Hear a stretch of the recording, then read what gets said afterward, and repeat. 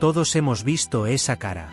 La sábana de lino guardada en la Catedral de Turín, con la silueta de un hombre azotado, coronado de espinas y atravesado en las muñecas. La versión oficial parecía cerrada desde hace décadas. En 1988, 3 laboratorios independientes, la Escuela Politécnica de Zúrich, la Universidad de Oxford y la Universidad de Arizona, dataron el tejido con carbono 14 y publicaron su veredicto en la revista Nature.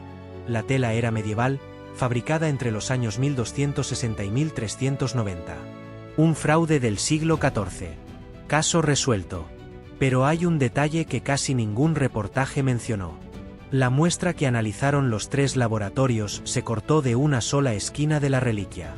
Una tira minúscula, de un borde que ya había sido tocado, cosido y reparado por manos humanas siglos después de que la tela existiera. Y cuando un químico del programa nuclear de Estados Unidos volvió a mirar esa esquina años más tarde, encontró algo que nadie había buscado. Lo que usted va a escuchar no es una historia de fe.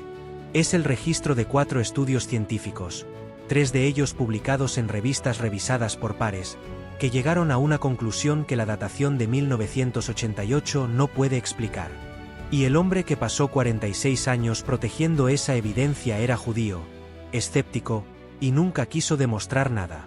Si los misterios que casi nadie se atreve a contar con nombres, fechas e instituciones verificables le generan curiosidad, quédese hasta el final, porque lo que vamos a revelar no termina donde usted cree que termina.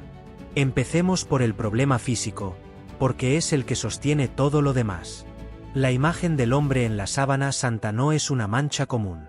En 1978, un equipo de científicos estadounidenses obtuvo permiso del arzobispado de Turín para examinar la tela de forma directa durante 5 días completos, 120 horas sin interrupción. Se llamaron a sí mismos el Shroud of Turin Research Project, y muchos de ellos venían de los programas nuclear y espacial de su país. Su misión era concreta: determinar cómo se había formado la imagen. Nada más. Llevaron espectroscopía infrarroja, fotografía de fluorescencia ultravioleta, radiografía de rayos X y análisis microquímico. Fotografiaron cada fibra, cada marca, cada detalle anatómico. Y encontraron un muro. La coloración que forma la figura penetra solamente en la capa más externa de cada hilo de lino. Una capa más delgada que un cabello humano, medida por debajo de los 0,2 micrómetros. El interior de cada hilo está completamente sin color. No hay pintura que se quede tan en la superficie. No hay tinte que se siente de forma tan superficial. Los análisis no hallaron pigmentos, ni tintes, ni marcas de calor que explicaran la figura. Piénselo un momento. Un artista medieval, con las herramientas del siglo XIV, tendría que haber coloreado apenas la superficie de fibras invisibles a simple vista, sin tocar el interior del hilo y sin dejar una sola gota de pigmento. Y encima, esa imagen tendría que funcionar como un negativo fotográfico 4 siglos antes de que se inventara la fotografía. El equipo de 1978 terminó su trabajo con una conclusión incómoda para todos. Por cada método que pudieron aplicar, la imagen no había sido hecha por ninguna técnica artística conocida. Para entender por qué esa conclusión pesa tanto, hay que conocer a la persona que la documentó. Se llamaba Barry Worth. Nació en Pittsburgh en 1946, sirvió en la Marina de su país y se graduó como fotógrafo técnico en el Brooks Institute de California. Trabajaba con contratos de imagen para clientes exigentes, y era judío. No practicante, pero judío de origen y de identidad. Cuando lo invitaron al equipo de 1978, su posición era clara. Él pensaba que la sábana era una pintura medieval. Aceptó ir porque el proyecto le daba acceso a instrumentación que le interesaba profesionalmente, y porque calculaba que llegaría a Turín, identificaría las pinceladas y volvería a casa en una semana. Contó en varias entrevistas que hacía bromas sobre el encargo antes de viajar. Las bromas se terminaron cuando se paró frente a la tela. Como fotógrafo, Worth había documentado miles de obras de arte en su carrera. Nunca había visto nada parecido a la profundidad de esa imagen ni a su nivel de detalle anatómico.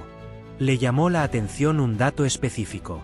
Las heridas de los clavos aparecen en las muñecas, no en las palmas. El arte religioso medieval, sin excepción, pintaba la crucifixión con clavos en las palmas de las manos. El hecho anatómico de que un cuerpo no puede sostenerse con clavos en las palmas, y que los romanos clavaban la muñeca como punto de carga, no se estableció en la literatura médica occidental hasta el siglo XX. Un falsificador medieval no habría sabido dónde colocar esas heridas. La imagen las coloca en el lugar correcto. Había además un antecedente que perseguía a Worth como fotógrafo. En mayo de 1898, un abogado turinés y fotógrafo aficionado llamado Secondo Pia obtuvo permiso para retratar la sábana durante una exposición pública. Al revelar la placa de vidrio en su cuarto oscuro, se quedó paralizado. En el negativo fotográfico, donde uno espera ver los tonos invertidos, apareció un rostro humano en positivo, con una claridad y un relieve que la tela a simple vista no muestra. La imagen del lino se comportaba como un negativo natural, de tamaño real, algo que no se conocía en toda la historia de la iconografía anterior al siglo XX. Un fotógrafo del siglo XIX fue el primero en darse cuenta de que la sábana escondía información que el ojo humano no podía leer sin una cámara. Guarde ese detalle de la esquina de la tela que mencionamos al principio, porque va a volver. Worth completó el examen, regresó a Los Ángeles y supuso que el proyecto sería una línea interesante en su currículum. En una entrevista al New Zealand Herald resumió con ironía lo que vino después.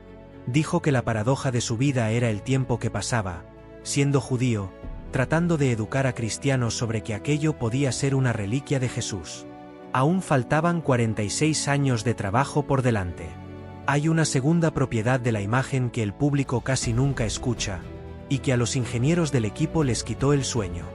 La intensidad del color en la tela cambia según la distancia que había entre el lino y el cuerpo que supuestamente lo cubría. Donde la tela tocaba la piel, el color es más intenso. Donde había un espacio de aire, el color se aclara de forma proporcional. Esto significa que la imagen contiene información tridimensional codificada. En 1978, cuando el equipo procesó la fotografía en un analizador de imagen llamado VP8, diseñado para convertir datos de brillo en relieve, el rostro y el cuerpo emergieron como una escultura en 3 dimensiones. Una fotografía normal no hace eso. Una pintura no hace eso. En la investigación publicada por John Jackson y su equipo en la revista Applied Optics en 1984, quedó documentado que la densidad de la imagen se comporta como una función de la distancia entre la tela y el cuerpo. Hay un detalle más que los examinadores registraron con incomodidad. La espalda y el pecho del hombre muestran más de 100 marcas pequeñas, en forma de mancuerna doble, distribuidas en abanico desde la zona lumbar hacia los hombros. Ese patrón coincide con el flagrum romano, un látigo de 3 correas con pesas de metal en las puntas usado para la flagelación. La distribución sugiere 2 verdugos golpeando desde ángulos distintos. Un falsificador podría inventar heridas, pero reproducir con exactitud forense la mecánica de un castigo romano específico, que dejó de practicarse 1000 años antes, es otra clase de problema. Deténgase en lo que eso implica. La mayoría de la gente asume que estamos hablando de un dibujo, de una obra pintada por una mano hábil. Esa suposición es exactamente lo que la evidencia descarta. No hay dirección en las pinceladas porque no hay pinceladas. No hay saturación de color en los surcos entre los hilos, como dejaría cualquier líquido aplicado. El color aparece en forma de puntos aislados sobre las partes más altas de la trama, como si la imagen se hubiera formado por contacto y por algo más que el contacto. Los investigadores lo dijeron con la prudencia habitual de una revista científica, pero el dato quedó registrado. No existe un mecanismo conocido que reproduzca las 3 propiedades juntas: superficialidad extrema, ausencia de pigmento y codificación tridimensional. Durante años, esa afirmación sonó a exageración. Decir que ninguna tecnología puede reproducir una imagen es una frase peligrosa, porque basta un laboratorio para desmentirla. Así que un laboratorio lo intentó en serio. En el Centro de Investigación de Frascati, en Italia, la Agencia Nacional ENEA reunió a un grupo dirigido por el físico Paolo Di Lazzaro. Entre 2005 y 2010 sometieron telas de lino a ráfagas de radiación ultravioleta con láseres de escímeros, buscando reproducir exactamente esa coloración superficial de submicrómetro que había desconcertado al equipo de 1978. Publicaron sus resultados en revistas técnicas como Applied Optics y el Journal of Imaging Science and Technology. Lo lograron, pero solo en parte. Consiguieron colorear fibras de lino en la capa más externa, con una profundidad comparable a la de la sábana, en un fragmento del tamaño de una estampilla postal. Y ahí apareció el número que cambia la conversación. Los cálculos del propio equipo indicaron que, para reproducir la coloración sobre una superficie del tamaño de un cuerpo humano completo, se necesitaría una descarga ultravioleta instantánea del orden de 34.000 millones de vatios de potencia, concentrada en una fracción de segundo. Para lograrlo harían falta unos 14.000 láseres de escímeros funcionando al mismo tiempo. Di Lazzaro fue cuidadoso y nunca afirmó que eso probara nada sobrenatural. Solo dejó constancia de un hecho técnico. Ninguna tecnología disponible, en ningún siglo, puede producir esa descarga sobre una tela completa. Con la imagen sin explicación, la atención se movió hacia las manchas de sangre. Y aquí Worth mantuvo su escepticismo durante casi 2 décadas por una razón muy concreta. Las manchas de la sábana seguían siendo rojas. La sangre expuesta al aire se oscurece a marrón en pocas horas, cuando la hemoglobina se oxida. Su formación forense le decía que la sangre antigua no permanece roja. Así que siguió pensando que podía tratarse de una falsificación muy sofisticada. En 1995, una llamada telefónica cambió su posición. Del otro lado estaba Alan Adler, un bioquímico formado en Harvard, especialista en la química de la sangre, y también judío. Adler y su colega John Heyer habían analizado las manchas y publicado sus hallazgos años antes en la revista de la Sociedad Canadiense de Ciencias Forenses. Lo que Adler le explicó a Worth por teléfono tenía que ver con la bilirrubina, un subproducto de la degradación de los glóbulos rojos. Cuando un cuerpo humano sufre un trauma extremo y prolongado, el estrés biológico inunda la sangre de bilirrubina más rápido de lo que el hígado puede procesarla. Y la sangre con una concentración tan alta de bilirrubina conserva su color rojo de forma permanente. El tipo de trauma que produce esa elevación incluye una golpiza severa, una flagelación extendida y la tensión mecánica de una crucifixión. Worth contó después que se le enfriaron las manos durante esa llamada. No era la primera señal en esa dirección. Ya en el examen de 1978, Adler y Heyer habían determinado que las manchas eran sangre humana real y no pigmento. Bajo luz ultravioleta, alrededor de varias heridas aparecían halos de suero separados del coágulo, exactamente el tipo de separación que ocurre cuando sangre fresca se deposita sobre una superficie y luego se seca.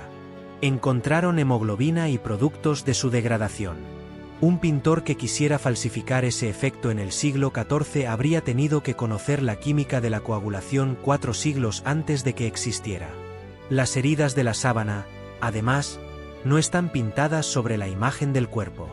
Están debajo. La sangre llegó primero a la tela, y la imagen se formó después alrededor de ella. Hubo otra pista que vino de un terreno distinto.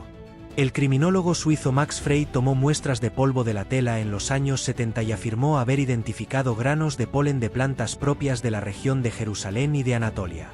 El trabajo de Frey ha sido cuestionado por otros investigadores, y conviene tomarlo con reservas, pero encajaba con una idea que empezaba a insistir. Varios estudios independientes, con métodos distintos, apuntaban al cercano Oriente y no a un taller europeo. Y ahora regresamos a esa esquina de la tela. La que cortaron en 1988. Vale la pena recordar cómo se anunció aquel veredicto. El viernes 13 de octubre de 1988, el cardenal Anastasio Ballestrero, custodio de la reliquia, dio una rueda de prensa en Turín ante cientos de medios de todo el mundo. Comunicó que la prueba del carbono 14 fechaba el tejido entre 1260 y 1390, con un 95% de confianza. Los titulares al día siguiente fueron demoledores. Para gran parte del público, ese día el debate quedó sepultado. Lo que pocos notaron es que ese intervalo coincidía sospechosamente bien con la primera aparición documentada de la sábana en Europa, alrededor de 1354, un dato que reforzó la sensación de caso cerrado. En 2005, el Dr. Raymond Rohlers, químico del Laboratorio Nacional de Los Álamos y miembro del equipo original de 1978, publicó en la revista termochimica Acta un análisis de los hilos de esa zona. Su conclusión fue directa. La muestra usada para la datación por carbono no pertenecía al tejido original de la sábana. Provenía de un remiendo, una zona reparada con hilo de algodón y teñida para disimular la costura, muy probablemente durante una restauración medieval. Rollers midió la vainillina, un compuesto que desaparece del lino con el tiempo, y encontró que el borde analizado se comportaba como una tela mucho más joven que el resto. La datación de 1988, en otras palabras, pudo haber fechado el parche y no la prenda. Durante años, ese argumento fue ignorado más que refutado. Hasta que llegó una herramienta nueva. En 2022, un equipo dirigido por el Dr. Liberato De Caro, del Instituto de Cristalografía del Consejo Nacional de Investigaciones de Italia, en Bari, publicó en la revista Heritage una datación por dispersión de rayos X de gran ángulo, la técnica conocida como VAS. En lugar de medir carbono, mide el envejecimiento natural de la celulosa del lino, algo que la suciedad, el humo y los incendios no alteran de la misma manera. El resultado fue el que nadie del bando oficial esperaba. La estructura del lino de la sábana resultó totalmente compatible con una muestra de lino histórico datada entre los años 55 y 74 después de Cristo, hallada en la fortaleza de Masada, en Israel. Es decir, del siglo I. De Caro reconoció que hace falta más análisis para zanjar el debate, y otros científicos advierten que el método VAS todavía no está plenamente validado para datar telas. La cautela es legítima. Pero el estudio movió la balanza. Y falta lo más reciente. El mismo grupo que en 2015 había secuenciado el ADN de la sábana, dirigido por el genetista Gianni Barcaccia de la Universidad de Padua, volvió a la tela. Aquel primer estudio, publicado en Scientific Reports, ya había mostrado algo notable. El ADN humano recuperado no venía de un solo pueblo europeo, como esperaría cualquiera de una tela guardada 7 siglos en Europa. Aparecían linajes del cercano oriente, de la península arábiga y del subcontinente indio, junto a polen y fibras vegetales de medio mundo. Según el reporte, más del 55% de las secuencias humanas correspondían al cercano oriente, cerca del 39% al subcontinente indio, y menos del 6% a linajes europeos. Para una tela que, según la versión oficial, se fabricó y se guardó en Europa durante siglos, esa proporción es difícil de encajar. En una nueva investigación divulgada a inicios de 2026, todavía en revisión, el equipo de Barcaccia reportó un genoma predominantemente originario del Medio Oriente y la presencia de microorganismos que prosperan en ambientes de sal extrema, como los del Mar Muerto. Conviene ser exacto y no exagerar. Ninguno de estos estudios prueba, por sí solo, la identidad del hombre de la sábana. El propio Barcaccia dijo en 2015 una frase que resume la honestidad del asunto: no podemos afirmar nada más sobre su origen. El ADN diverso también es compatible con siglos de peregrinos de todo el mundo tocando la tela. La datación por rayos X necesita repetirse. La bilirrubina indica un trauma extremo, no una identidad. Lo que sí cambió es más modesto y más inquietante a la vez. Durante décadas, el mundo repitió que el asunto estaba cerrado porque 3 laboratorios respetables habían fechado la tela en la Edad Media. Hoy sabemos que esa muestra se tomó de un borde reparado, que una técnica distinta apunta al siglo I, que la imagen no responde a ninguna tecnología conocida y que el ADN señala una y otra vez hacia el Medio Oriente. La sábana pasó, en el lenguaje de los propios investigadores, de ser una pintura medieval a ser un objeto arqueológico de origen desconocido. Esa es una diferencia enorme. Y queda una puerta abierta que este vídeo no puede cerrar. En la ciudad de Oviedo, en el norte de España, se conserva otro lienzo, el sudario, que la tradición identifica como el paño que cubrió el rostro del mismo hombre. Distintos estudios afirman que las manchas de sangre del sudario de Oviedo corresponden al grupo AB, el mismo que se ha reportado en la Sábana Santa, y que los patrones de las heridas coinciden. Si esas dos telas cuentan la misma historia, la pregunta ya no es solo cómo se formó una imagen. Es porque dos objetos, guardados en países distintos durante siglos, apuntan al mismo rostro. Barry Worth murió el 21 de junio de 2024, en Colorado Springs, a los 77 años. Pasó casi medio siglo protegiendo una evidencia que no terminó de comprender, y fundó el archivo de Stroud.com, hoy la mayor colección pública de investigación sobre la sábana, que sus colegas mantienen en su nombre. Los estudios de rayos X y el ADN más reciente llegaron después de su muerte. Él nunca los vio. La pregunta que dedicó su vida a mantener viva la heredó una generación que todavía discute la respuesta. Y aquí hay algo que toca de cerca a este lado del mundo. De todas las copias autenticadas de la sábana santa que existen, alrededor de 175 según el censo del Centro Español de Sindonología, casi todas permanecen en Europa. Solo 5 cruzaron el océano. 2 de ellas llegaron a Puebla de Los Ángeles, en México, y una se venera desde hace siglos en Santiago del Estero, en Argentina. El rostro que la ciencia todavía no logra explicar lleva generaciones acompañando a familias de nuestras tierras. Le dejo una pregunta que no es sobre Turín, sino sobre usted. ¿Cuántas veces damos por cerrado un misterio solo porque una autoridad respetable dijo que estaba cerrado?